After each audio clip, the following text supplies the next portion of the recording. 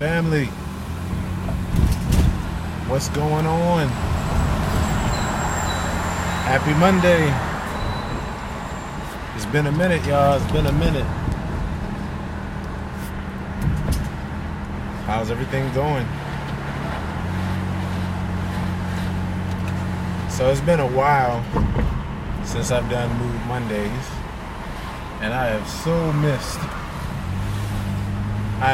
Mood Mondays because it's one of my favorite times of the week.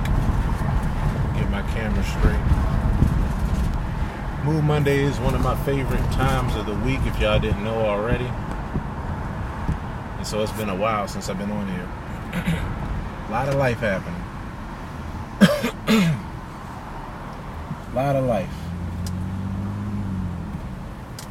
Well, let me over. Y'all know how people drive sometimes.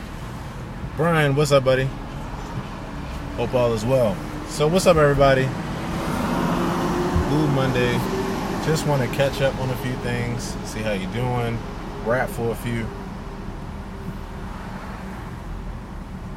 So it's been a while since I've done Mood Mondays, and a lot has happened.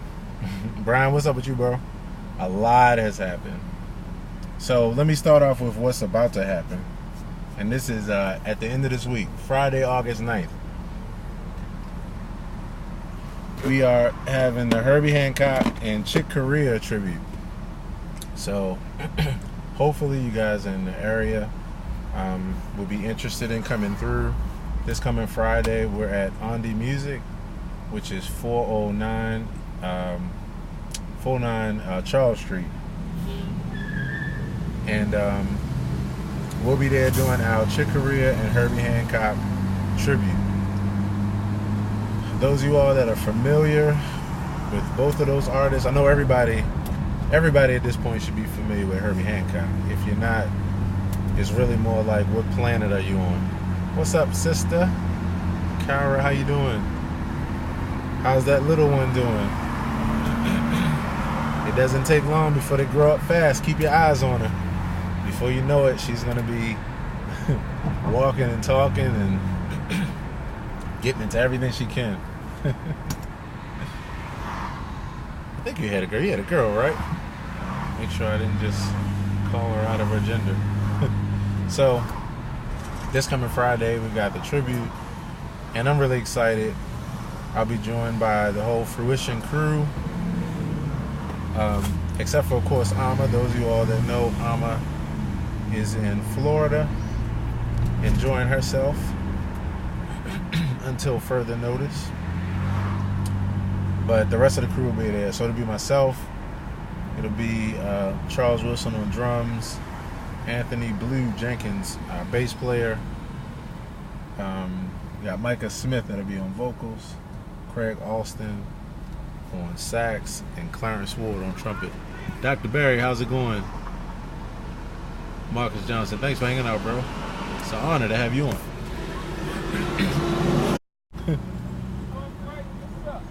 Alright, so Friday we're going to have two sets. One dedicated to Herbie Hancock, the other set dedicated to Chick Corea. It's going to happen all as one set, and we're going to just take a journey. We're going to take a journey musically, y'all.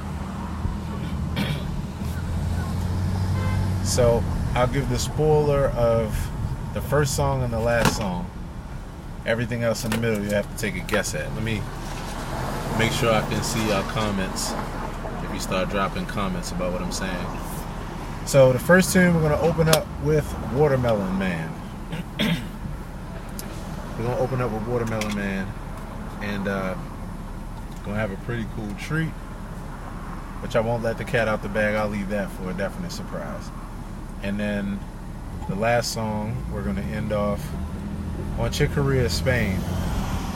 I'll have everybody that's there in the show to actually join for that last song, and it's going to be pretty amazing. Once again, that's at Ondi Music, 409 Charles Street. Great location. This is where we did our Yellow Jackets tribute. So there's that.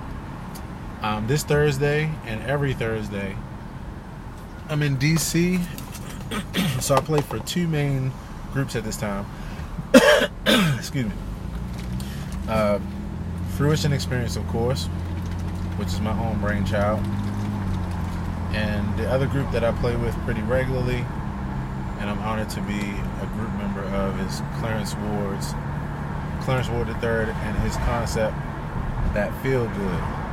That Feel Good. DAT. If you haven't heard any of the music, check out my page. You'll see a bunch of videos on there. So every Thursday we're at JoJo's restaurant in DC. That's on U Street. You can catch us there every Thursday from 7:30 to 11. And that's always a really good time as well. I mentioned it on one of my posts recently. And also, if you aren't on the email list, don't forget to take a second, if you will, and go to my website. Oh yeah, I'm right at the school where I was telling you all the other day that I was teaching. Let me see if I can, for those that aren't familiar with Baltimore, see if I can show you in the background. So back there, that's BCCC, the Liberty Heights campus. And the other day when I was telling you all that I was honored to be able to teach at the school where I was 20 years ago as a babe music student, where I took my first formal music training, was right there at BCCC. And that was an honor. In fact, we're going to talk about that today too. Excuse my allergies. Allergies are flaring up. So, yeah, so I'm going to tell you all about that in a few minutes too. That's going to be a part of today's episode. It's going to be a pretty long one, so, you know, if you want to leave and come back, you can, or if you feel like you need to go get some popcorn or something. So, what was I saying? So, the tribute will be down at On The Music. Oh, Thursday. So, JoJo's. I was saying that, you know, I'm playing with Clarence Ward every week. We're at JoJo's, which is on U Street in DC. And I'm really honored to do that because I really feel like right now we're really making history. And it's one of those things where I feel like in hindsight, or looking forward, I feel like we're making history right now. Like, this will be a time that's talked about 50, 60, 70, 80 years in the future, as far as like the music that we played, the work that we did, and specifically what I feel will be a part of the legacy of my brother and friend Clarence Ward. I really feel like he's doing some major things. So if you're in the DC area, we're there every Thursday, 7:30 to 11. And if you're not, you're from Baltimore, maybe think about swinging out there one day. I think you would really appreciate the place if you haven't been there. You know, DC. I'm glad to live right next door to DC, especially during this time, because excuse me, one of the things that's happening is that in this last year or so since we've been playing out there, this is the most that I've been in DC as a musician, and I have to tell you, I really dig the cultural vibe of DC. Like, really, I really dig the cultural vibe of DC, and I wanted for a while to get to know that culture because I didn't know what DC was like. I was here and there, in and out, but not long enough to really feel the vibe of it. So I haven't been through all of DC, but at least the time that we've been spending like around U Street and some of these other places, I'm like, wow, culturally, it's really, really my speed. But from what I've heard, the prices are just super high to live out in DC. I guess maybe in the areas that I would live out there if I were. But anyway, that's been a lot of fun. So if you ever are in the area, maybe think about come hanging with us at JoJo's. I think you'll have a good time. The next thing up is this Sunday, where sorry, I'm really having a time here with these allergies. We're at the Baltimore Jazz Festival this Sunday, and that's going to be at a place which I haven't been yet. In fact, this is my first time hearing of it. It's a place in Baltimore that's called The Game. If anybody is familiar with that, drop a line, let me know what that's like, what that's about, because this will be my first time there. But it's a place called The Game in Baltimore, and that's where we're going to be this coming Sunday. 1 p.m. is the time that we play, and that'll be with Clarence Ward and That Feel Good. That's the group that I'll be with on Sunday.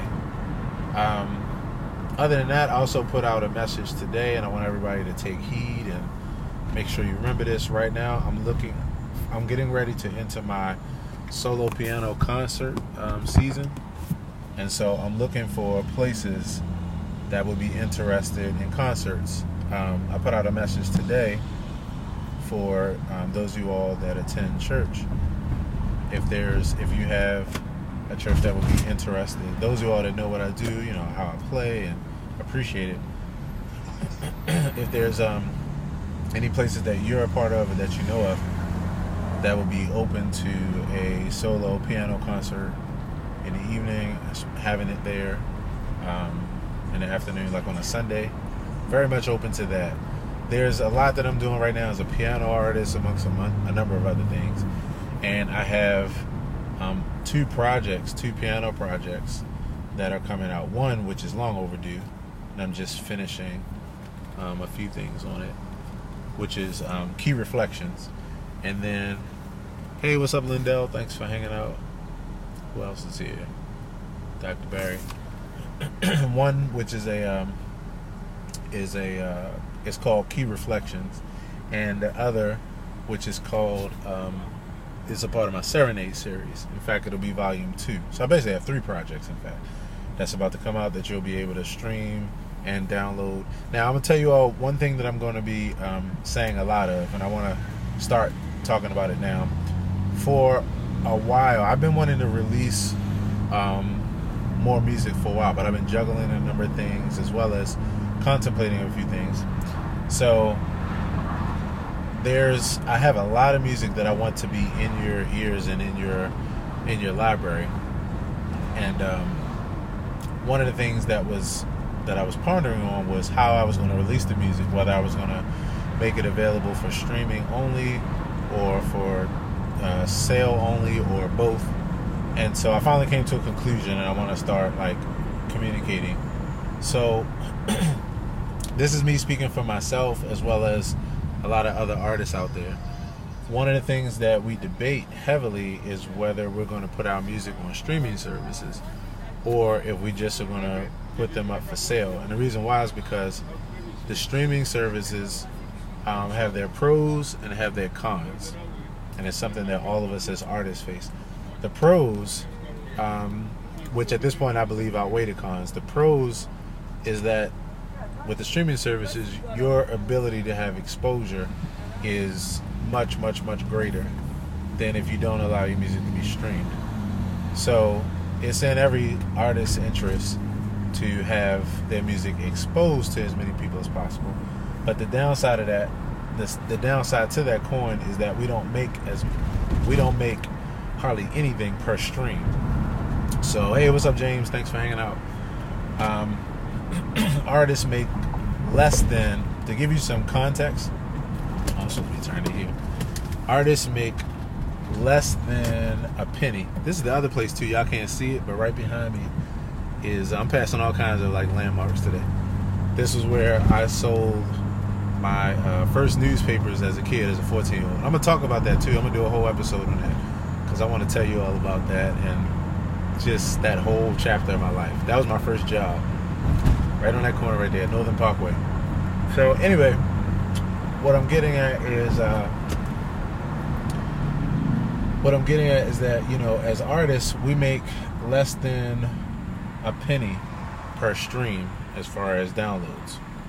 So because that's the case, it means that although we get more exposure on the streaming services, but we get very little income from that. And those of us that are artists for a living,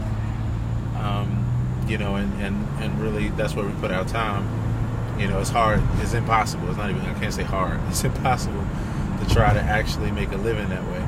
So one of the things that I decided to do, I was debating for a while because I wanted my music to be on streaming, but I just wanted to make it. So I figured out how I think I can make it look real simple, real easy, and I stopped overthinking it. Basically, what I'm gonna do is for everybody, I'm gonna ask you to stream my music because, like myself, I have a Apple Music account. And many of you have Spotify, and I can't remember the last time that I really bought a CD. But the one thing that I do keep consistent, and this is the thing I had to remind myself of, is that although I don't buy a lot of CDs, hey Sarita, although I don't buy a lot of CDs, I do buy CDs, like people who I really, really, support. I support everybody, but like artists that are really, really meaningful to me. Really meaningful to me. I actually will buy the CD. Even if I stream, I'll still buy the CD. And so what I realize is that's the approach that I want to take. So I'm basically going to start saying from now on, like, my music is up for streaming and is up for sale. If you stream it, the only thing that I ask, just for those of you all that really are interested in actually seeing me go farther and make more music, and it doesn't even have to be everybody. That's the beautiful part about it. Just a few people that just say, you know what, I really appreciate this music so much, I appreciate what he's doing so much that I'll stream it, and also as a gift, because I'm kind of looking at it as like a tip or a gift, as a tip or whatever. I'll actually buy the project from iTunes or Amazon or something like that or whatever, just as like a little $10 tip to say, hey, I support you in your career. And that's how I'm going to be approaching it. So it's basically going to be like, my music is available for sale, and if you stream, please consider still dropping a tip by buying the CD, buying the project on another platform. And with that, I'm getting ready to release a lot of music. So Key Reflections is done. I have a music video for my song Yellows of Spring that's done. And then I'm also going right back into the studio to record a second piano project for my Serenade series. And this will be on an actual piano in the studio. And there's the first series that I'm getting ready to put on all the streaming services, my Serenade Volume 1. Because what I realize is a lot of you all don't have my music because of the fact that I do a lot of music where you hear me playing concerts and that kind of thing, but I don't release, I haven't released hardly anything as far as like on Spotify and all those kind of places. So yeah, I want to start serenading you all. So that's that. Be on the lookout for that. And that's what these piano concerts are about. So if you know anybody that's interested in hosting a piano concert, I make the formula business-wise really simple and really easy. It's a no-brainer. It's really simple. So that's that. Hit me up. Hit me up. Hit me up. Hit me up. Other than that, what else is going on? So let's see. I'll make this the last thing, and then I got to get out of here. I'm running into this cable company. So, Barry, a workman is worthy of the hire. Yes, I appreciate that, and I totally agree, Dr. Barry. But, a lot of us, it's a new industry that we live in, and that's why I'm doing so much talking and why I'm spreading these like wildfire to everybody. Because what I want to do is, we live in a new industry, and for many people, it's really hard to figure this thing out. It's hard because it's a new territory, so it's hard to figure out like how you should release your music and where, and whether you should be on social media, and if so, which platform, and should you make videos, should you do a podcast, or how do you market, do you make CDs or do you sell digital only, do you get on streaming or not? Like, it's a lot of questions to be answered, and I'm like knee deep in it. I've been a practitioner for now at least 13 years now, so there's a lot that I know and that I've learned, and my goal is to share it with as many people as possible. So yeah, Dr. Barry, it's a workman is worthy of their hire, and it's a very complex industry that we live in, and it takes thinking in a different way in order to really make this music thing work nowadays. Like, for instance, what we're doing here, 15, 20 years ago, this wouldn't have been a part of a musician's career. Like, just going live, being with the people, creating intimate relationships, saying hello to people like Abasi Johnson. Is that how you pronounce your name, Abasi? Thanks for joining. But yeah, Dr. Barry's like, these aspects weren't a part of a traditional musician or artist career. So it's an exciting time because now you had an opportunity to do things like this, just talk to people and not just say, hey, see me at the concert, but say, hey, how are you doing?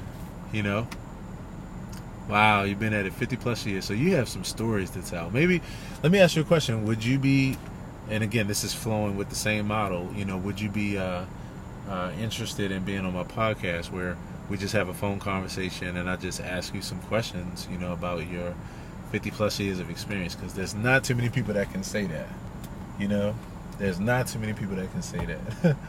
So let me know if you'd be interested in that, and we can just catch up by phone, real casual, real simple. But yeah, so with that, I have a lot of information that I want to give, as well as a lot of experiences I want to share, and just be vulnerable and candid about a lot of things. So yeah, what's up, Harry? How's it going? Happy Monday, sir. Oh, that sounds great. Thanks, Dr. Barry. I'll shoot you an inbox message, and we'll take it from there. But yeah, so I have a lot that I want to give and want to share.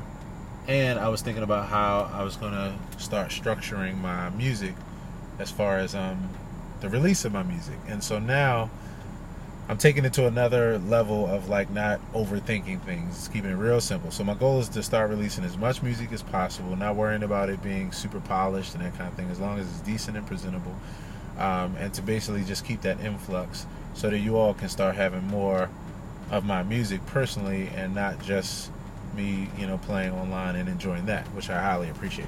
Speaking of which, the next thing I want to do, these are a couple little dreams that I have in mind. So, I played at the Kennedy Center now twice, and I'm really in this piano place right now. And so I see myself at the Kennedy Center, at the Millennial Stage, on the Millennial Stage, doing a solo piano concert, my concept, the Serenade. So the Serenade, for those of you all that don't know, let me give you like a definition of what it is to me. And I just put it up right before this stream. It's the Serenade it usually rounds out to at least like an hour and a half, and sometimes it could be like just that in one period of time, like no break. But it can also be a lot shorter than that.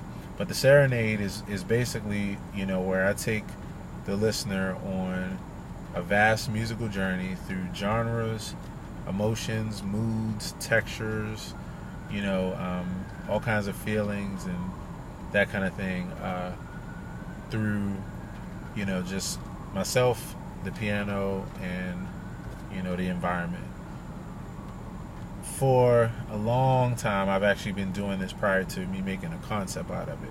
It's one of my favorite places to be, just myself and the piano. And I'm a piano artist, and I'm happy to say that, because for a while I didn't think like that, it was just what I did. But I realized I am an artist. So with that, the Kennedy Center is an amazing place to present what I do in that fashion. First of all, and I was reminded of it this past time when I was performing there with Micah Smith, that grand piano, it's a Steinway, that grand piano that they have on that stage. Hey Jennifer, happy Monday to you. Oh my goodness. That grand piano that they have on that stage, let me wave to you. Get your digital wave as well as your physical wave, Jennifer. That digital piano that they have on the stage at the Kennedy Center is out of this world. And I was just telling, shout out to everybody who came out to the Serenade at the Rusty Scupper the other day. Thank you so much. You made it a great night. Hope that more of you all can join me in the future. But I was telling the group there that one of the things I like about playing at the Rusty Scupper is that I get a chance to play a Yamaha grand piano. And a grand piano is an experience. Like, between that and a keyboard, it's night and day. You can't even explain in words. I was telling them, it's like trying to explain tasting the best fruit to a person that has never tasted that fruit before. Like trying to explain to them. What's up, Sean? Thanks for hanging out, bro. Who else is here? James, what's up, buddy? Thanks for hanging out. I was telling them that it was like having. Sorry, I'm trying to make sure I can see your comments. So I was telling the group from the other night at the Serenade that it was like trying to explain to someone a piece of fruit and how it tastes. So that's an amazing experience. And the piano at the Kennedy Center, we would be talking for another hour. Just I can't explain it to you. So what I feel is that with what I do, I feel like it's a really good place for that to be showcased. What's up, Javal? How's it going, bro? Thanks for hanging out. Happy Monday to you, man.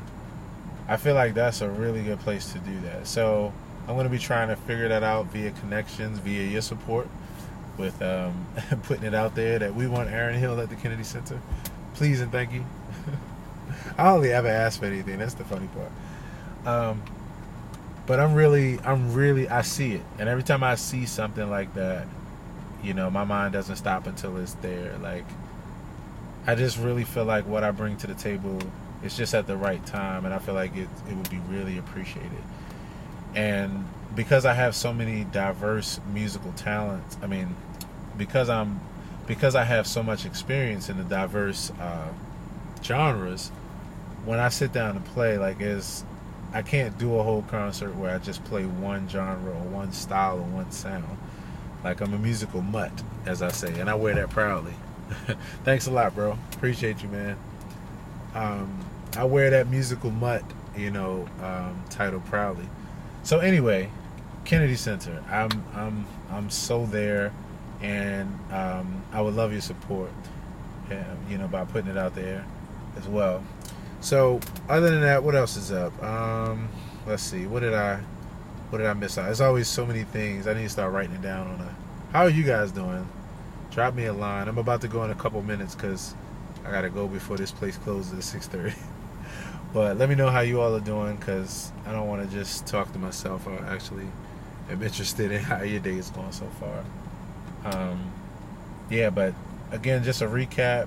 Friday, Herbie Hancock's Your Career concert down at Andy Music. Please don't miss that. Thursday, if you're in DC, we're at JoJo's, 7:30 p.m. to 11.